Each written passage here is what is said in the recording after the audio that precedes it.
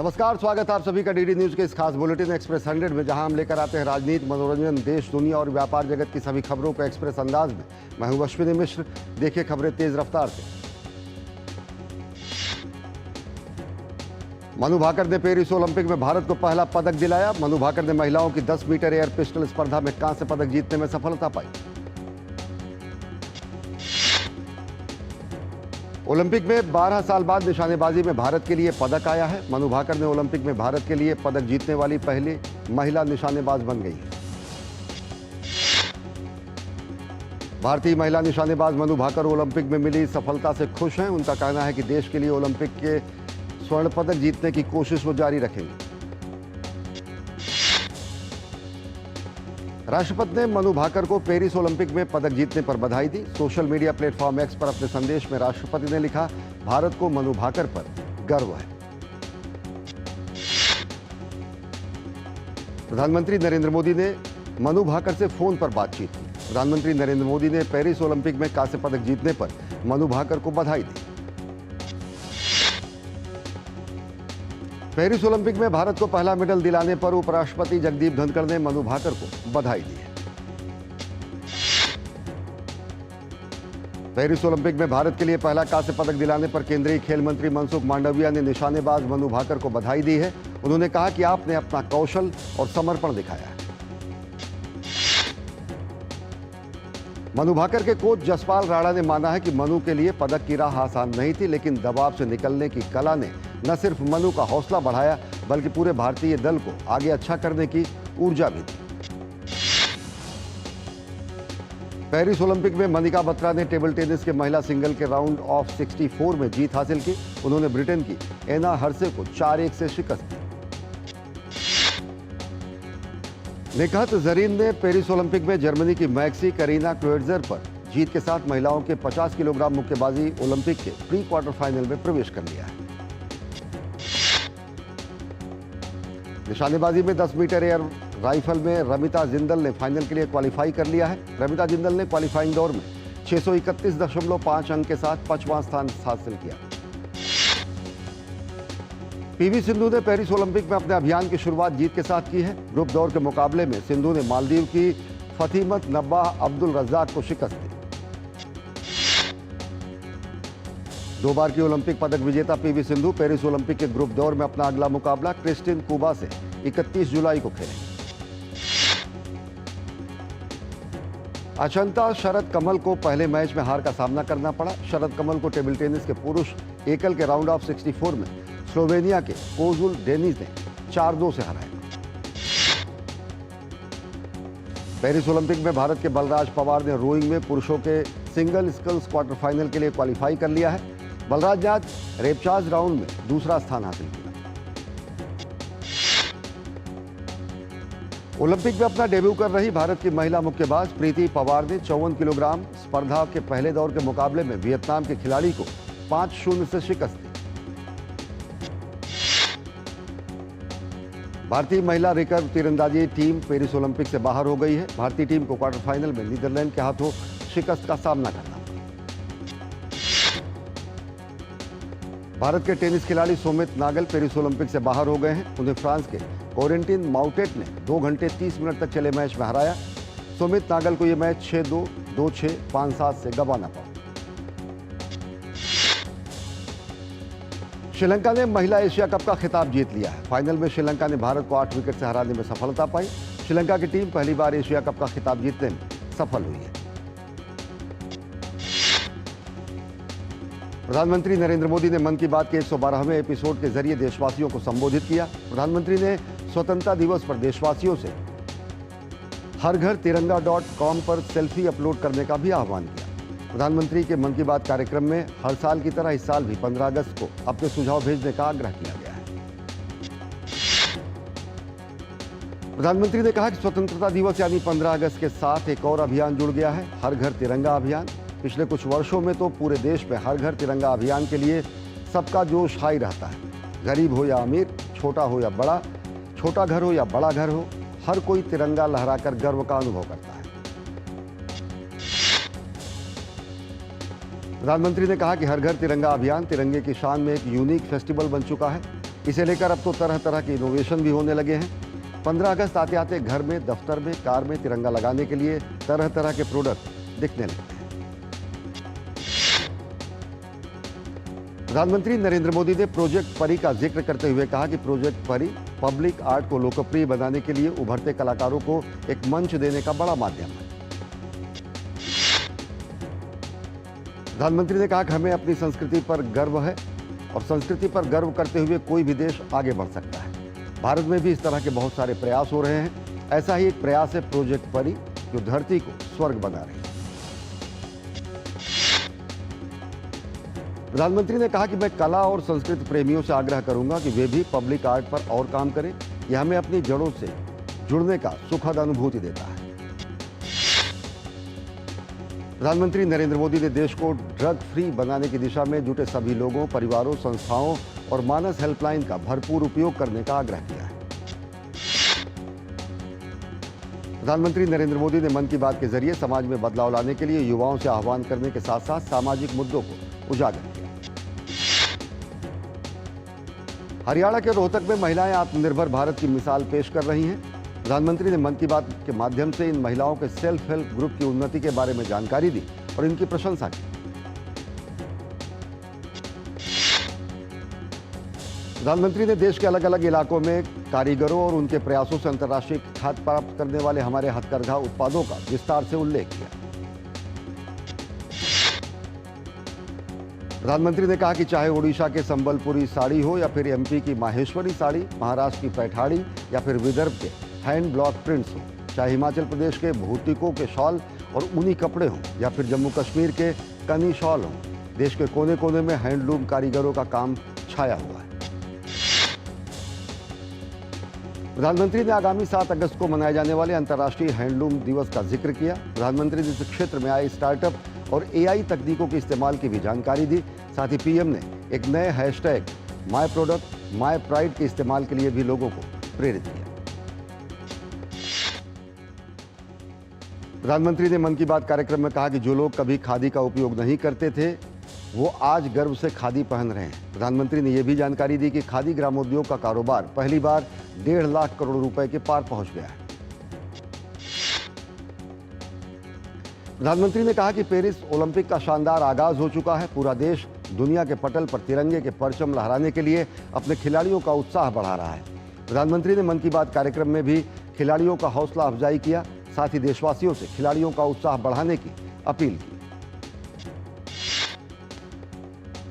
प्रधानमंत्री ने मन की बात कार्यक्रम के दौरान मैथ्स ओलंपियाड के विजेता छात्रों से बातचीत करके उनके अनुभव जाने। प्रधानमंत्री ने मन की बात कार्यक्रम में अंतर्राष्ट्रीय गणित ओलंपियाड 2024 में भारत के रिकॉर्ड प्रदर्शन की सराहना की। उन्होंने इस ओलंपियाड में भारत के छात्रों के शानदार प्रदर्शन पर एक बार फिर बधाई दी। मन की बात कार्यक्रम के दौरान गांधीनगर और ग्रेटर नोएडा के रहने वाले मैथ्स ओलंपियाड के विजेता छात्रों ने प्रधानमंत्री से अपने विचारों को साझा किया। प्रधानमंत्री ने मन की बात कार्यक्रम के जरिए उन छात्रों को भी संदेश देने की कोशिश की जिन्हें मैथ्स का नाम सुनते ही डर लगता है। साथ ही विजेता छात्रों के माध्यम से जाना कि मैथ्स से दोस्ती कैसे की जाए। प्रधानमंत्री ने मन की बात कार्यक्रम के माध्यम से युवा छात्रों को मैथ्स को एंजॉय करने के साथ साथ ये संदेश देने की प्रेरणा की कि वे विजेताओं से इस तरीके के कठिन प्रयासों को हासिल करने की प्रेरणा लें। प्रधानमंत्री ने मन की बात कार्यक्रम में देश में बढ़ते बाघों की संख्या और देश में इस दिशा में आमजन की ओर से किए जा रहे कार्यों का जिक्र किया। 29 जुलाई को पूरी दुनिया में मनाए जाने वाले बाघ दिवस को लेकर उन्होंने ये बात कही। प्रधानमंत्री नरेंद्र मोदी ने राजस्थान के रणथंभौर में शुरू हुए कुल्हाड़ी बंद पंचायत अभियान का जिक्र करते हुए कहा कि बाघ हमारी संस्कृति का हिस्सा रहे हैं। हम जानते हैं कि बाघों के साथ तालमेल बिठाकर कैसे रहा जाता है। प्रधानमंत्री ने मन की बात कार्यक्रम में महाराष्ट्र के चंद्रपुर के तडोबा अंधारी टाइगर रिजर्व का उल्लेख किया। प्रधानमंत्री ने इस टाइगर रिजर्व का जिक्र इस इलाके में रहने वाले स्थानीय समुदायों के संदर्भ में किया। प्रधानमंत्री ने गोंड और माना जनजाति के लोगों के प्रयासों का विशेष उल्लेख किया। प्रधानमंत्री ने आंध्र प्रदेश की नल्लामलाई पहाड़ियों में रहने वाले चेन्नू चेंचू जनजातियों के प्रयासों का भी खास जिक्र किया। प्रधानमंत्री ने देशवासियों को बताया कि कैसे इस जनजाति के लोग टाइगर ट्रैकर्स के तौर पर जंगल में वन्यजीवों के मूवमेंट की हर जानकारी जमा कर रहे हैं। प्रधानमंत्री ने उत्तर प्रदेश के पीलीभीत के बाघ मित्र कार्यक्रम की भी चर्चा की। उन्होंने बताया कि कैसे स्थानीय लोगों को बाघ मित्र की ट्रेनिंग दी जा रही है। साथ ही पीएम ने इस बात पर खुशी जताई कि दुनिया भर में जितने बाघ हैं उनमें से 70% बाघ हमारे देश में हैं। प्रधानमंत्री ने मन की बात कार्यक्रम में इस बात पर प्रसन्नता जताई कि देश के अलग अलग हिस्सों में बड़ी संख्या में लोग एक पेड़ मां के नाम अभियान से जुड़ रहे हैं। प्रधानमंत्री ने विशेष रूप से इंदौर में हुए एक कार्यक्रम का जिक्र किया जहां एक दिन में 2 लाख से ज्यादा पेड़ लगाए गए। प्रधानमंत्री ने मन की बात कार्यक्रम के माध्यम से लोगों को न सिर्फ प्रकृति का सम्मान करने का संदेश दिया बल्कि इस दिशा में सक्रिय भूमिका निभाने की भी प्रेरणा दी। प्रधानमंत्री नरेंद्र मोदी ने मन की बात कार्यक्रम में देश के पर्यटन स्थलों का जिक्र किया। हाल ही में यूनेस्को की विश्व विरासत सूची में शामिल असम के चेराई देऊ मैदान का उल्लेख करते हुए प्रधानमंत्री ने इसकी विशेषताओं पर प्रकाश डाला। प्रधानमंत्री ने कहा कि अहोम साम्राज्य 13वीं शताब्दी से शुरू होकर 19वीं शताब्दी तक चला। इतने लंबे कालखंड तक साम्राज्य का बने रहना बहुत बड़ी बात है।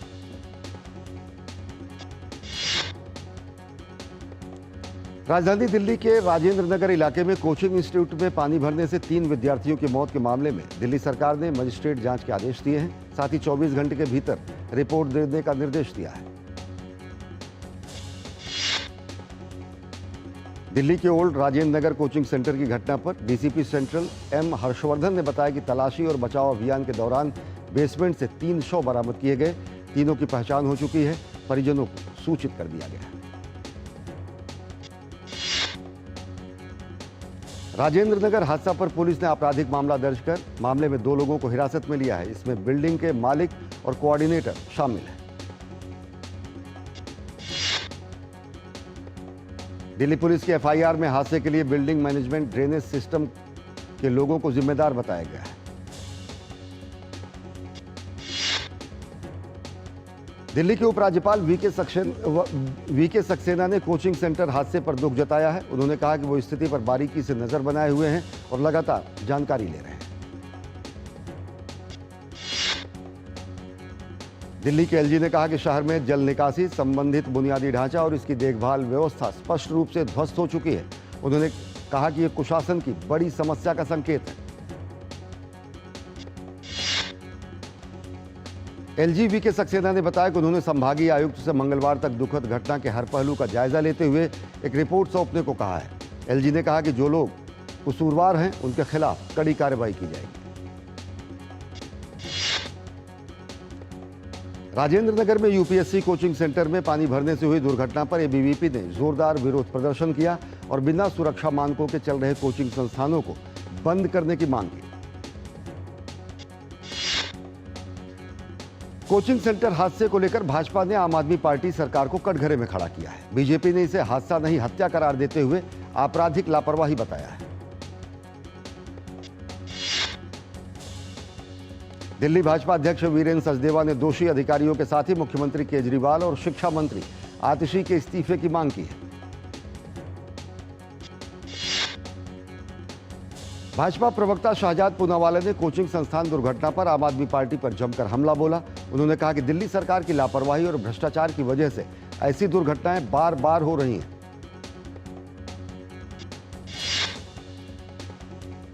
राज्यसभा सांसद स्वाति मालीवाल हादसे के पीड़ितों के परिजनों से मुलाकात करने पहुंची। उन्होंने दिल्ली की आम आदमी पार्टी सरकार पर गंभीर आरोप लगाए। लोकसभा में नेता प्रतिपक्ष राहुल गांधी, कांग्रेस महासचिव प्रियंका गांधी ने लापरवाही पर गंभीर सवाल खड़े किए। राहुल ने जहां इस हादसे पर इंफ्रास्ट्रक्चर और सिस्टम को दोषी ठहराया, वहीं प्रियंका गांधी ने इसे आपराधिक और गैर जिम्मेदाराना करार दिया। कांग्रेस नेता पवन खेड़ा ने कहा कि एक दूसरे पर सवाल उठाना और आरोप प्रत्यारोप लगाना बहुत आसान है, लेकिन इसमें आम आदमी को परेशानी हो रही है। दिल्ली कांग्रेस प्रमुख देवेंद्र यादव ने दिल्ली सरकार को घेरते हुए कहा कि यह हादसा सालों साल की अनदेखी का नतीजा है। पूर्व केंद्रीय मंत्री और भाजपा नेता अनुराग सिंह ठाकुर ने दिल्ली कोचिंग सेंटर हादसे में दिल्ली की आम आदमी पार्टी सरकार पर निशाना साधा है। उन्होंने कहा कि आम आदमी पार्टी ने दिल्ली को बदहाल बना दिया है।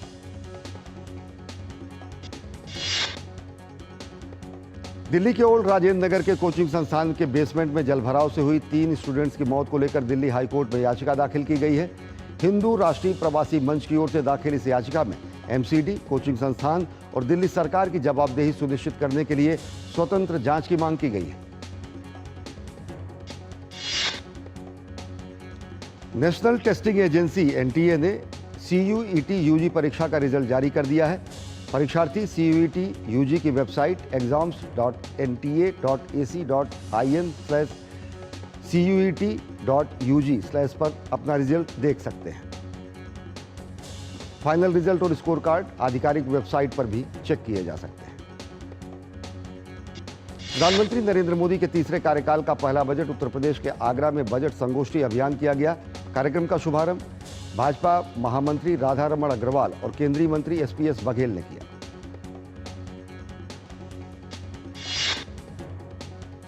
कार्यक्रम में पार्टी पदाधिकारियों और कार्यकर्ताओं को संबोधित करते हुए केंद्रीय मंत्री एसपीएस बघेल ने बजट को सर्वस्पर्शी, सर्वग्राही, सर्वप्रशंसनीय और भारत को विकसित राष्ट्र बनाने की दिशा में गति देने वाला बजट बताया। भाजपा महामंत्री राधा रमण अग्रवाल ने केंद्र सरकार के बजट को गरीब, किसान, नौजवान, व्यापारी और महिलाओं का बजट बताया। रविवार को उत्तर प्रदेश विधान भवन में हुई सर्वदलीय बैठक में मानसून सत्र को लेकर चर्चा की गई। विधानसभा अध्यक्ष सतीश महाना की अध्यक्षता में हुई बैठक में संसदीय कार्य मंत्री सुरेश खन्ना और नेता प्रतिपक्ष माता प्रसाद पांडे समेत अनेक राजनीतिक दलों के नेताओं ने हिस्सा लिया। कर्नाटक के भाजपा अध्यक्ष बीवाई विजेंद्र ने कहा कि भाजपा और जेडीएस के सभी वरिष्ठ नेताओं ने बेंगलुरु में मुलाकात की, जिसमें सिद्धारमैया के नेतृत्व में कर्नाटक में हो रहे भ्रष्टाचार पर विस्तार से चर्चा हुई। केंद्रीय युवा मामला और खेल मंत्री डॉक्टर मनसुख मांडविया ने माय भारत पोर्टल की प्रभावशीलता बढ़ाने के लिए नई दिल्ली में युवाओं के साथ बैठक की। बैठक में विभिन्न क्षेत्रों से जुड़े छात्रों के साथ मंडाविया ने संवाद किया। रूस में ब्रिक्स युवा शिखर सम्मेलन में भाग लेने वाले युवा प्रतिनिधि भी बैठक में शामिल हुए। भाजपा के मुख्यमंत्रियों और उप मुख्यमंत्रियों की नई दिल्ली में चल रही 2 दिवसीय बैठक संपन्न हो गई है। बैठक में कई अहम मुद्दों पर चर्चा की गई। वरिष्ठ पार्टी नेता विनय सहस्त्रबुद्धे ने बैठक से जुड़े महत्वपूर्ण बिंदुओं की जानकारी दी। दिल्ली हाट में अल्पसंख्यक कार्य मंत्रालय द्वारा आयोजित संवर्धन पर्व का रविवार को समापन हो गया। उत्सव में अल्पसंख्यक समुदाय के कारीगरों और हस्तशिल्प का प्रदर्शन किया गया। अल्पसंख्यक मामलों के राज्य मंत्री जॉर्ज कुरियन ने अपने शिल्प कौशल का प्रदर्शन करने वाले कारीगरों को प्रमाण पत्र सौंपे। क्वाड विदेश मंत्रियों की बैठक में हिस्सा लेने के लिए विदेश मंत्री डॉक्टर एस जयशंकर जापान के दौरे पर हैं। टोक्यो पहुंचने पर जापान में भारत के राजदूत सीबी जॉर्ज ने उनका स्वागत किया। क्वाड की बैठक से पहले रविवार को टोक्यो में विदेश मंत्री डॉक्टर एस जयशंकर की मुलाकात अमेरिकी विदेश मंत्री एंटनी ब्लिंकन से हुई। इस दौरान दोनों नेताओं ने द्विपक्षीय संबंधों को मजबूत करने के उपायों के साथ ही क्षेत्रीय और वैश्विक मुद्दों पर व्यापक चर्चा की। टोक्यो में विदेश मंत्री डॉक्टर एस जयशंकर ने एडोगावा के फ्रीडम प्लाजा में राष्ट्रपिता महात्मा गांधी की प्रतिमा का अनावरण किया। मनोज मित्तल ने भारतीय लघु उद्योग विकास बैंक सिडबी के नए प्रबंध निदेशक के तौर पर कार्यभार संभाल लिया है। पंजाब नेशनल बैंक का कंसोलिडेटेड नेट प्रॉफिट चालू वित्त वर्ष के दौरान अप्रैल से जून तिमाही के दोगुने से ज्यादा होकर 3,252 करोड़ रुपए रहा। बीते वित्त वर्ष की समान तिमाही में शुद्ध लाभ 1,255 करोड़ रुपए रहा था। स्टेट बैंक ऑफ इंडिया ने एक नई फिक्स्ड डिपॉजिट स्कीम शुरू की है। इसमें निवेश करने पर 8% तक ब्याज मिल रहा है। इस एफडी का नाम अमृत वृष्टि है। विदेशी पोर्टफोलियो निवेशकों का भारतीय बाजार में आकर्षण बना हुआ है। घरेलू इक्विटी बाजार में 26 जुलाई तक एफपीआई का शुद्ध निवेश बढ़कर 33,688 करोड़ रुपए हो गया। वे लोग जिन्हें सैलरी नहीं मिलती या जिनका कोई क्रेडिट स्कोर नहीं है, उन्हें भी अब होम लोन लेने में परेशानी नहीं आएगी। बैंक अब होम लोन के लिए सैलरी या क्रेडिट स्कोर नहीं, बल्कि डिजिटल पेमेंट हिस्ट्री देखेंगे। देश में डिजिटल पेमेंट की संख्या में लगातार तेजी देखने को मिल रही है। आरबीआई इंडेक्स के अनुसार एक साल में डिजिटल पेमेंट में 12.6% की तेजी आई है। देश में स्टार्टअप की संख्या लगातार बढ़ रही है। देश में रजिस्टर्ड स्टार्टअप की संख्या 1.4 लाख तक पहुंच गई है। राज्यों के हिसाब से महाराष्ट्र इसमें सबसे आगे है। बांग्लादेश में 10 दिनों के बाद मोबाइल इंटरनेट सेवाओं को बहाल कर दिया गया है। हाल ही में सरकारी नौकरियों में आरक्षण प्रणाली में सुधार को लेकर देशव्यापी हिंसक प्रदर्शन हुए थे, जिसके बाद इंटरनेट सेवा पर रोक लगा दी गई थी। सूचना एवं संचार प्रौद्योगिकी राज्य मंत्री ने पत्रकारों से बातचीत के दौरान कहा कि मोबाइल इंटरनेट संपर्क बहाल होने के बाद 3 दिनों तक सभी उपयोगकर्ताओं को 5 GB इंटरनेट डेटा मुफ्त दिया जाएगा। मोबाइल इंटरनेट सेवा स्थानीय समयानुसार दोपहर 3 बजे बहाल की गई। दक्षिण अमेरिकी देश वेनेजुएला में राष्ट्रपति चुनाव के लिए वोट डाले जा रहे हैं। 11 वर्षों तक सत्ता में रहने के बाद यूनाइटेड सोशलिस्ट पार्टी से राष्ट्रपति निकोलस मादुरो को विपक्षी उम्मीदवार एडमंडो गोंजालेस के खिलाफ तीसरे कार्यकाल के लिए कड़ा संघर्ष करना पड़ रहा है। एडमंडो चुनाव लड़ने के अयोग्य घोषित बेहद लोकप्रिय नेता मारिया कोरिना मचाडो के स्थान पर विपक्ष के उम्मीदवार हैं। चुनाव पूर्व सर्वेक्षण के मुताबिक मादुरो विपक्षी उम्मीदवार से 40 अंकों से पीछे हैं। सर्वेक्षणों के अनुसार मादुरो को 12.5 से 25% समर्थन प्राप्त है, जबकि गोंजालेस को करीब 60% समर्थन हासिल है। महंगाई और बढ़ते अपराध के चलते मादुरो की लोकप्रियता काफी कम हुई है। संयुक्त राष्ट्र शरणार्थी एजेंसी के अनुसार 2014 से अब तक 77 लाख लोग देश छोड़ चुके हैं, जो आधुनिक इतिहास में सामूहिक विस्थापन की सबसे बड़ी घटनाओं में से एक है। हर दिन करीब 2000 लोग पलायन कर रहे हैं। इजराइल के कब्जे वाले गोलान हाइट्स में फुटबॉल मैदान पर रॉकेट हमले में 12 लोग मारे गए। मरने वालों में बच्चे भी शामिल हैं। इजरायली सेना ने रॉकेट हमले के लिए लेबनानी समूह हिजबुल्लाह को जिम्मेदार ठहराया है। हिजबुल्लाह ने हमले में शामिल होने से साफ इनकार किया है। इजराइल के प्रधानमंत्री बेंजामिन नेतन्याहू ने बयान जारी कर कहा है कि वे हमले के बाद की भयावह तस्वीरें देखकर स्तब्ध हैं। उन्होंने कहा कि वे इस घटना को नजरअंदाज नहीं करेंगे। इजराइल के गाजा पर एक स्कूल में किए गए हमले में 30 फलस्तीनियों की मौत हो गई। हमले में सैकड़ों अन्य लोग भी घायल हुए हैं। फिल्म अभिनेता रणबीर कपूर ने एक कार्यक्रम के दौरान प्रधानमंत्री नरेंद्र मोदी से जुड़े अपने व्यक्तिगत अनुभवों को साझा किया। उन्होंने प्रधानमंत्री के व्यक्तित्व को आकर्षक बताया। रणबीर ने भारतीय उद्यमी निखिल कामत के लोकप्रिय पॉडकास्ट पीपुल बाय WTF में बातचीत के दौरान ये बातें कही।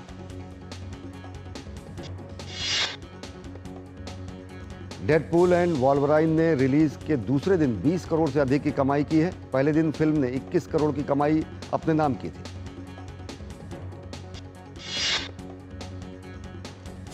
मलयाली फिल्म अभिनेता दुलकर सलमान अब तेलुगु फिल्म आकाशम लो ओका तारा में नजर आएंगे। फिल्म का निर्माण प्रसिद्ध फिल्म निर्माता पवन सादिनेनी कर रहे हैं। निर्देशक करण जौहर ने फिल्म रॉकी और रानी की प्रेम कहानी के 1 साल पूरा होने पर दर्शकों का आभार जताया है। फिल्म 1 साल पहले आज ही के दिन रिलीज हुई थी।